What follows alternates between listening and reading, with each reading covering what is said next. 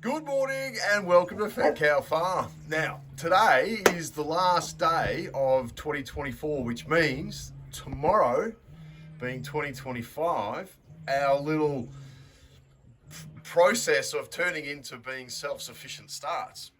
Now, it's been quite a hectic last couple of months since we decided to do this.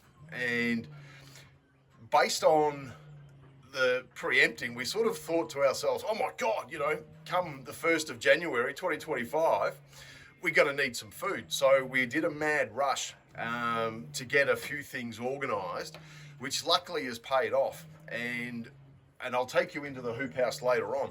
But what's happening is that we're getting our first harvest out of the high tunnel hoop house now. And everything's now in place for our second harvest here in the chicken coop veggie garden. So as an example, I'll take you into here. This is the tomato grove, I suppose you could call it. So, we've got quite a few tomatoes coming through in here. We've got spring onions, we've got basil, a couple of potatoes have just popped up. So as you can see, the tomatoes are coming on and they just need to ripen. We've got a random pumpkin coming through. So there's a lot going on as a part of getting a few things squared away. On our other side of the veggie garden, we've got our eggplants and cucumbers and zucchinis and corn, carrots, parsnips, things like that. So that'll all hopefully be ready towards the late part of January. But in that interim, what we'll be doing is then basically bringing everything in from the high tunnel hoop house. So there's like truckloads actually happening. If we have a look, we've got our last two bays where, if you're a regular to the videos, all our cover crops are starting to come through now, and this is where the garlic was. So we're going to have to change a little thing in there this year, is that rather than letting the chickens in to eat everything, which was great for the egg production and things like that, what we have noticed is that the way that the ground cover was really designed was to drop and put nutrients back into the soil. I think we were missing out on that a little bit. And as we were to start growing in these sort of bays again, we weren't getting the production that we really wanted. Now, I'm not sure if that's us being a little bit pedantic, but I felt that was a little bit light. And so there's a few things that we needed to sort of change up. Well, I've just heard the pump kick in for the irrigation. So that's the drip irrigation for one of the beds. I can't remember which one. But anyway, I think that like tomorrow's the day. So really what's been happening is that we've been running around mad, working through all our herbs and dehydrating all those herbs ready for storage. So, for teas. So things like sage and basil and oregano and all those bits and pieces that we use during the year. What else have we got up there? Thyme. There's just truckloads and truckloads and truckloads. Lemon verbena, more comfrey. So there's a lot of stuff going on as a part of what we need to use during the year, that we're just flat out absolutely going for it, and then going from there. So it's been an interesting journey, because all of a sudden it dawned on us like, oh my God, we've only got 2 months. Oh my God, we've only got a month. Oh my God, we've only got 2 weeks, and today's the day. And so it has just been full on. I can say though that we have become masters in making our own bread. We've had some crap. We've had bread loaves that have turned out like rocks, just absolutely terrible. But now we've sort of got to that point where, every second day we're now making a loaf of bread, and it's working a treat, absolutely working a treat. So it's going to be a very enjoyable sort of exercise, I can imagine, and a lot of trials, a lot of tribulations, you know, and it's just a lot of success. But I think that at the end of the day, if you don't have a sense of humour in these sort of things, it's just not worth it. Absolutely not worth it. So what we'll do is we'll go over to the high tunnel hoop house, and I can show you through our first harvest. So we're already, like I said, we're already starting to savour a lot of the tomatoes, the bees, the peas. What else have we got there? Truckloads of capsicums. So there's potatoes are going crazy in there. So what we thought with potatoes, we'll throw them in there to start with. Let's get that first harvest, because we're sort of down to maybe the last 10 kilos of potatoes from last season. So these ones need to hurry up really fast so that they're ready to rock and roll. And I'll also show you over in our open air garden. We're doing where we're going to be putting our garlic in April. But we thought we'd throw a few bits and pieces in there. And surprisingly enough, with no irrigation, that is really taken off.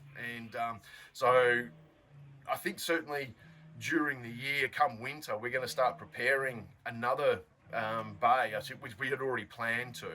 But that will then be, again, a little bit more of an outdoor harvest. We will have to irrigate that because what we are finding is that the soils, although we are mulching very, very heavily there, we're not getting that rain now. So as an example, we're in, basically starting 2025, and we haven't had rain now for probably 2 weeks, 3 weeks, and we're not scheduled to get any for another week. So that gives us around about that month period of no rain, and we're having to, you know, basically water with a sprinkler when we remember. Now, luckily enough, we've got the drip irrigation on the fence, which is looking after a lot of the berries and pumpkins and things like that. We've all set up that, and they're starting to go. So as a part of our pumpkins and potatoes and squash and things like that, that's not going to be a drama. But really what it's going to come down to is the basics. So that's what we're really trying to work towards. And I think we've resigned to the fact already that we're going to be shooting around about that 55, 65 sort of percent, somewhere in there. And then we can go and sort of put plans into action for next year to maybe get another 10% or so thereafter. All right, well, let's have a look at the high tunnel, and then I'll see you soon. All right, so here we are in the high tunnel hoop house, and it is stinking hot, absolutely stinking hot. Now, a lot of you would have remembered from last year that we ran our watermelons and rock melons and things like that. So we're still planning to do that, but as you can see, like, we are massively overgrown, and we're just waiting now for the potatoes to drop off. They're just about ready to start flowering, and then they're gone. And so these will all be ready to harvest, and then basically our melons will come through. We've got the leftovers from our peas still here, you know, so we're just coming up every night, picking what we need to, and absolutely Mickey Mouse. Now, there's not as many as what we thought we would be getting, but it's still, at the end of the day, like, we're getting enough for a meal pretty much every day. Tomatoes is another thing. So, you know, this is a part of our first harvest, our little cherry tomatoes, or bush tomatoes. These ones, really at the end of the day, when we were doing our sort of harvesting last year, we put everything back into the chicken coop, and these are just the seeds that we're getting to come through. So we've got tomatoes running out basically this section here, our beans and broad beans. Broad beans are doing fantastic, so we're shelling those and saving those beans for really a prolonged sort of shelf life. But this is where it's really at, and as a part of the planning, although we didn't program this to be this way, is that we are getting our first harvest from here. So, which is absolutely godsend, really, for us leading into 2025. This potato runs through here. This will sort us out for the whole year, and so that's all absolutely fantastic. And then we'll do a changeover through here. So as soon as we've got our vegetable garden harvest or ready to rock and roll outside, we'll then come back in and sort out the beds in here, and this will then be pretty much an accelerated version. So I'm hoping that this will take us through to about Easter, and then the propagation will really start running on again with that autumn winter sort of period. So like what we'll do is I've got to get out of here because it's stinking hot. But as you can see, we're ready to rock and roll. Lots of bird life, lots of bees coming through. So everything's working really, really well. All right, we've got to go outside, so I'll see you soon. All right, so here we are basically in the outdoor area that we've all set up. Now what we've been doing over the last couple of days is doing a lot of the summer pruning, the apples, the pears, apricots, all that sort of stuff, where we've had branches come down and just a mess, lots of bamboo. And then what we thought we would do is that we would mulch up here. So there's a lot, you know, what we're dealing with, what's that, a good 50 to 60 mil, and even still, the ground's still quite moist. And so that's really what our plan was, is to sort out this area here and mulch everything.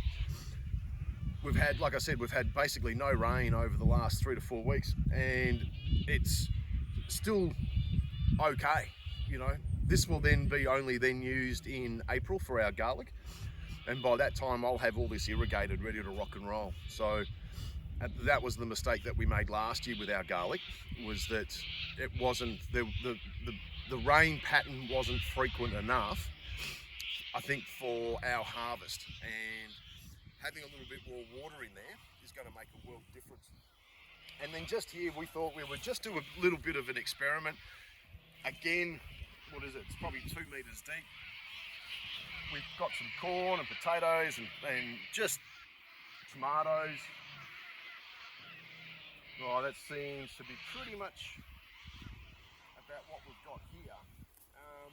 But again, no irrigation. So it was more of a, let's see how this works to start with, and looking at what the production here is versus what we have where we've irrigated, totally different. And so this is really what's telling me, is that this section here will have to be irrigated over the summer months. And then this sort of system will slowly increase, and we'll then go on to the other side and do exactly the same for next year. So we'll have 2 outdoor areas here, plus all basically the surface area of the chicken coop, and also with the high tunnel hoop house. That should really provide us enough for 3 people, the vegetables and stuff that we really need. The cool room, I've got the Sparky turning up in early this year, so early next year. So he'll be here, I think, on the 4th or the 5th, and then that's ready to rock and roll, which means cool room, baby, we're on, absolutely on. So, and we'll do another video about all that as well, and get that up and running, because that is going to be, in our eyes, really the make or break. If we can't store bulk food, there is just no point, absolutely no point. And then we can go from there. So I just thought I'd let you know that it has been a mad rush, and it's just all these things that start coming into your mind going, oh, you know, like we were saying about drying all the herbs and things like that, drying all the leaves for teas and things, you know, it just goes on and on and on and on and on. And so it's just been one massive push over the last couple of months now, and this will continue basically all summer. And I can really see that you know, it was funny, we had a wind come through the other day, and all the apricots and plums all fell, and they were all green. I thought, no way. Like, normally I would have just put them all up, chucked them into the chicken coop and let the chickens have a great time. But no. We've got to ripen them now. So at least out of those ones, I can make some jam or something to get me through, you know. So it's just, the mindset has now changed, and it's going to be a real interesting journey. So we'll obviously keep you updated about how everything travels, and then we can go from there. So from everyone here at Fat Cow Farm, to everyone out there in the whole wide world of YouTube and all that sort of stuff, I want to wish you a really happy new year, and I'm really hoping that 2025 is a lot better than 2024, because 2024 wasn't the best, I must admit, and then we can go from there. So everything about getting yourself set up for 2025 trying to be self-sufficient and going down that path. Like and subscribe, and I'll see you soon.